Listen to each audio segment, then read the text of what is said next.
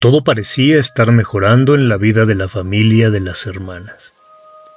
No solo nadie las juzgaba, sino que además encontraron el valor para afrontar a sus detractores, quienes por azares del destino reaparecieron intentando robarles la tranquilidad que habían logrado.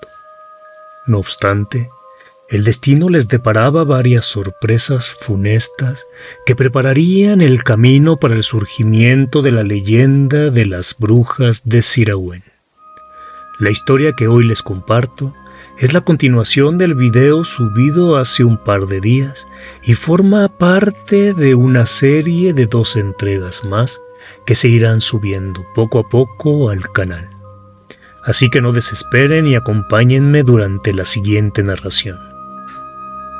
Postdata. Para comprender mejor lo que les contaré, les recomiendo escuchen antes la primera parte de la narración que se encuentra subida en el canal. Sin más, comencemos. Relato para desvelados. Las brujas de Sirawen. Segunda parte. El principio de la leyenda. Historia escrita por Pájaro Diablo. En plena temporada de lluvias, las tardes en Zacapus son grises, húmedas y frías.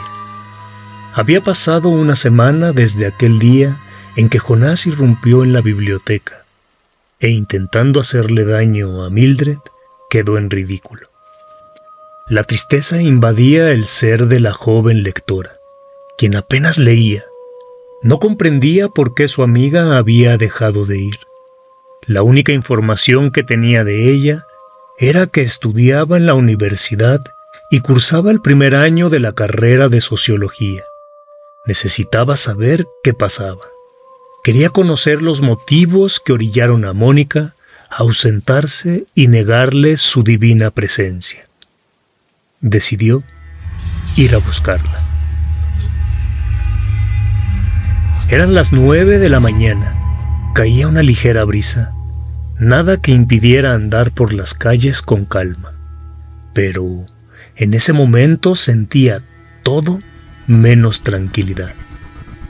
Desde que salió de su casa tenía claro que su destino era la universidad.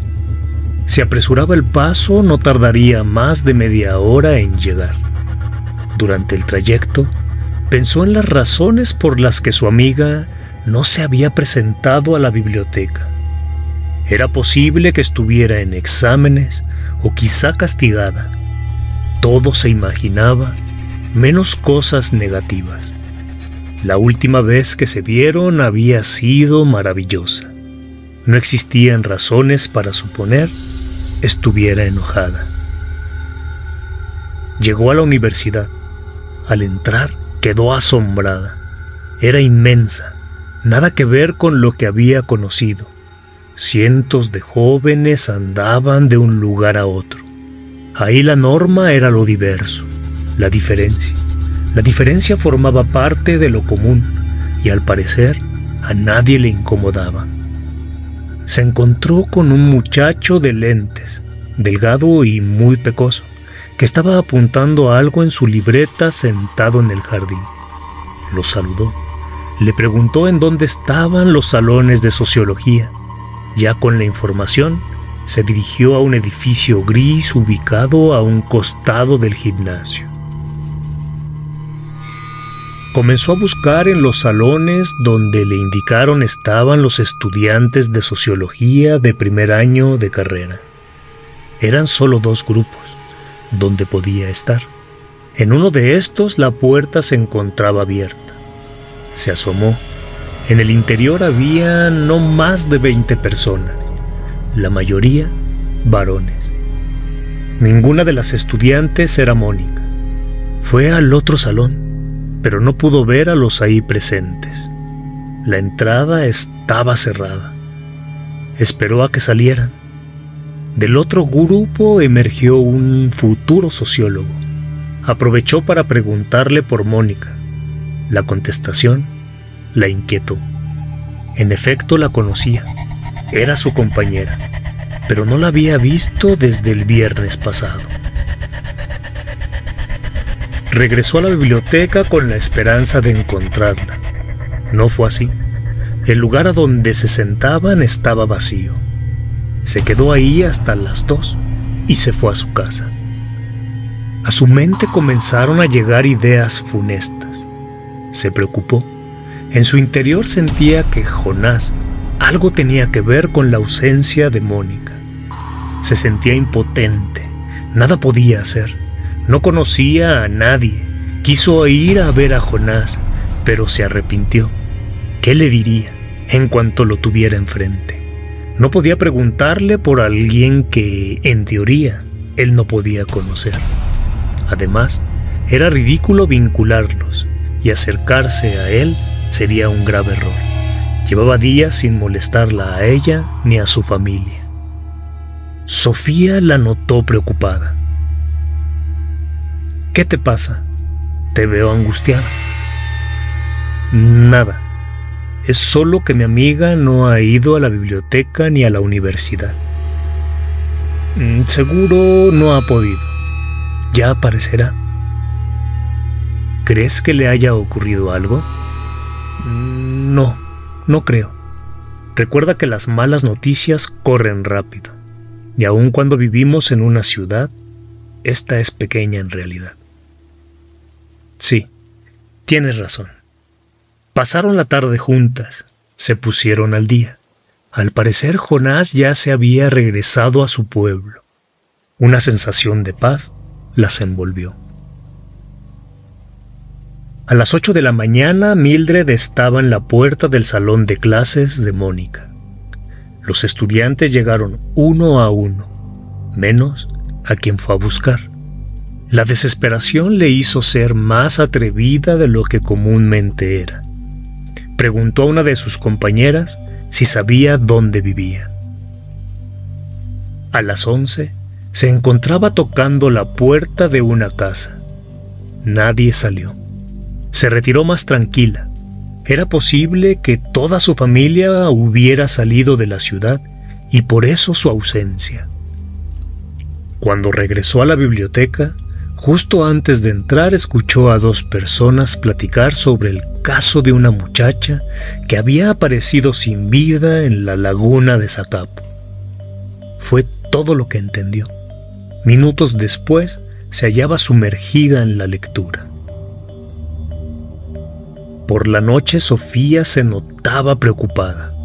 Ahora fue Mildred quien, al darse cuenta de su estado de ánimo, le preguntó si se encontraba bien, a lo que ella, con voz apagada, contestó que sí, pero que estaba inquieta por lo de una joven que había aparecido muerta en la laguna, que la forma en que le habían quitado la vida era horrible y que el lugar donde la encontraron estaba muy cerca de la casa.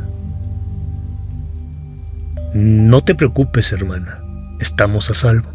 Tranquilízate, solo debemos tener cuidado. No terminaba de hablar cuando Sofía la interrumpió. ¿Acaso no sientes miedo de que nos puedan incriminar?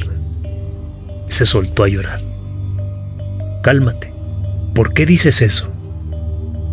Porque la encontraron desnuda a la orilla de la laguna, sobre una estrella del demonio delineada en la tierra y con símbolos extraños hechos con navajas sobre su pecho, abdomen y piernas. En ese instante Mildred comprendió el comportamiento de su hermana. Quiso tranquilizarla, decirle que nadie pensaría que fueron ellas, que ya no estaban en el pueblo donde las acusaban de brujería. Pero no pudo. En su interior presentía que algo terrible estaba por sucederles.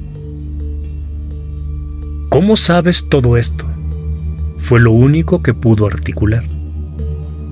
Papá lo escuchó de unas señoras que platicaban lo sucedido mientras compraban en la carnicería. Además, nos contó a mamá y a mí que la gente creía que era cosa de adoradores del diablo. Mildred fue inmediatamente a hablar con su papá, quien le repitió lo que Sofía le había relatado. Solo le dio un dato más. 6 palabras que derrumbaron la vida de su hija, quien al escuchar el nombre de la víctima cayó al suelo y entre sollozos y lágrimas le indicó a su papá que se tenían que ir cuanto antes de ahí. Durante toda la noche Mildred estuvo llorando. Trataba de convencerse de que las cosas no eran como creía, que podía ser cualquier otra Mónica, pero ella, en su corazón, sabía que era su amiga y con la misma certeza pensaba que Jonás era el culpable. Por la mañana no salió. Le contó a su familia que posiblemente la Mónica de la que hablaban era su compañera de lectura, con la que se reunía por las tardes en la biblioteca y que seguro la vincularían de una u otra forma con lo sucedido, y la investigarían. Decidieron adelantarse e ir con las autoridades a preguntar. Fueron, y efectivamente se trataba de la misma persona. Se llevaron por algunas horas a Mildred a una habitación donde 2 agentes le hicieron preguntas. Después los dejaron irse y les comunicaron que no podrían salir de la ciudad hasta nuevo aviso. Habían pasado 15 días desde que se presentaron ante las autoridades y el supuesto nuevo aviso no llegaba. Mildred y su familia ya tenían todo listo para irse de Zacapu en cuanto pudieran hacerlo. Jacobo salió como siempre hacia su negocio y al abrir la puerta vio que en el patio delantero había 6 bolsas negras. Pensó que algún gracioso había tirado su basura. Cuando levantó la primera sintió el peso. No eran papeles o restos de comida. La abrió, solo un poco, y un olor pestilente le hizo soltarla y casi vomitarse. Era un animal muerto, un gato. Jacobo decidió no decir nada. No quería que sus pequeñas se preocuparan más de lo que ya estaban. Sin embargo, él sabía que corrían peligro y que Jonás tenía algo que ver con las bolsas. Los rumores de que las hijas del carnicero eran unas brujas no tardaron en regarse por el barrio. Los vecinos, cuando iban a hacer sus compras semanales, en lo que el buen Jacobo las despachaba, le preguntaban de dónde eran y la razón por la que habían decidido irse de su lugar de origen, a lo que él contestaba con un simple: ya ves cómo es la vida. Si uno quiere mejorar hay que salir al mundo. Nadie es profeta en su propia tierra.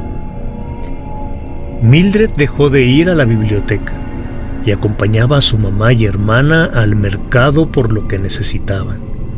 Era desgarrador ver a las 3 mujeres andar con paso lento, como si llevaran sobre sus espaldas al titán Atlas y con ello el peso de los cielos. No entendían por qué tanta maldad. Apenas comenzaban a sentirse a gusto, tranquilas, y la vida les volvía a jugar una cruel broma. Primero con la aparición de Jonás, después la desaparición de Mónica, y por último el florecimiento del mito de que eran unas brujas. Una tarde como cualquier otra, cuando las 3 se dirigían al mercado, Sofía se dio cuenta de que las seguían. Al principio pensó que eran sus nervios. Sin embargo, logró reconocer a Manuel, a Pedro y a Carmen, los amigos inseparables de Jonás, quienes se ocultaban 3 puestos atrás. Le comentó a su hermana, quien, harta de vivir con miedo, sin pensarlo se dirigió a ellos y los increpó: dejen de perseguirnos. Sé que son unos ignorantes y no se dan cuenta de que están cometiendo un delito. Aquí no están en el pueblo donde podían hacer lo que querían. Si continúan siguiéndonos, los acusaré con las autoridades y estarán en problemas, así que lárguense y déjennos en paz. Carmen se rió en su cara y, llena de envidia, se le paró enfrente. Le gritó para que todos escucharan: Maldita bruja asesina. Apenas terminó de pronunciar esa palabra, Mildred con el puño la golpeó en la cara tan fuerte que le quebró la nariz. Carmen cayó desmayada al suelo y la joven morocha se le fue encima. Se encontraba obcecada. No sabía lo que hacía o decía. La continuó golpeando sin descanso y de su boca, liberada de las cadenas de la razón, salían improperios. Sofía y su mamá intentaban detenerla, sin éxito, hasta que gritó tan fuerte que dio la impresión de que todo Zacapu había escuchado. Aquí tienes a tu maldita bruja. Mis puños son mis hechizos. Te maldigo a ti y a todos. Cansada se recostó en el pecho de Carmen y no paró de llorar hasta que llegaron 3 policías. La quitaron del cuerpo inerte de la joven y se la llevaron a la comisaría.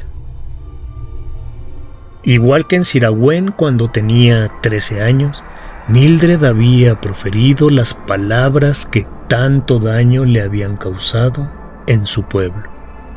Terminaron en la alcaldía, y de no ser porque los papás de Carmen, por miedo a las palabras de Mildred, decidieron no levantar cargos, y los encargados del caso eran unos perezosos, se hubiera quedado presa, y no por lo de ser supuestamente una bruja, pues los tiempos de la Inquisición ya hacía mucho tiempo habían pasado, sino por la tremenda golpiza que le había propinado a la joven. Las cosas iban de mal en peor. En el barrio comenzaron a alejarse de ellas. Mucha gente del mercado se quedó con la idea de que eran unas brujas. Y peor aún, en el periódico local, en primera plana, aparecía una foto en la que se veía a Mildred golpeando a Carmen, con el siguiente encabezado: La bruja de Siragüen. Y en la nota describían lo sucedido en la comandancia. Explicaban que los padres de la agredida no levantaron cargos porque no querían problemas con esa mujer a la que llamaban bruja.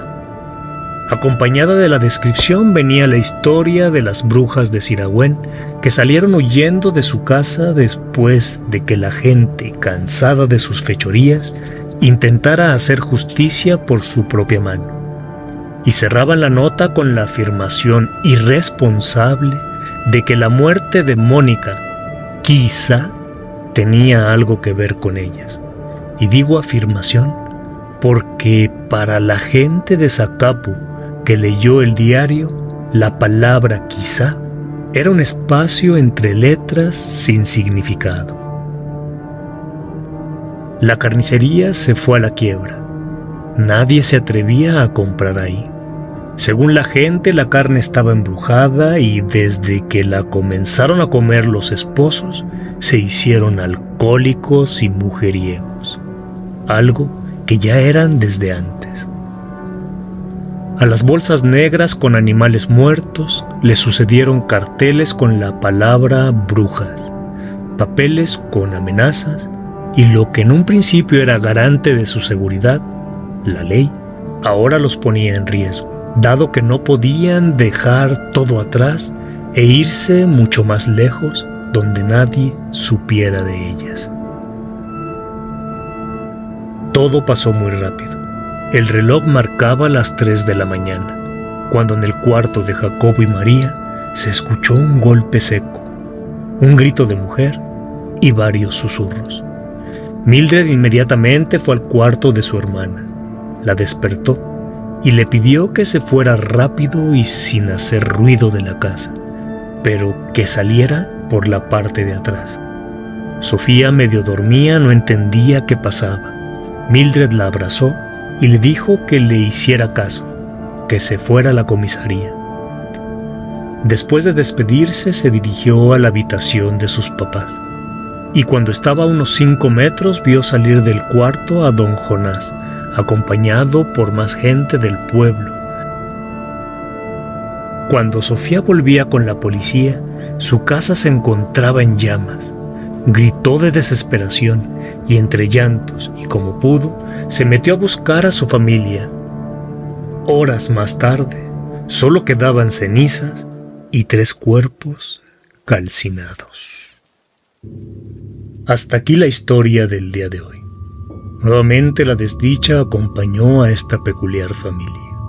El odio y la incomprensión destruyeron a 4 inocentes y terminó con los sueños de 2 jóvenes que lo único que querían era pasar desapercibidas y que las dejaran en paz. Espero les esté gustando el relato. La tercera parte saldrá el próximo viernes. Nos vemos hasta el siguiente relato para desvelados.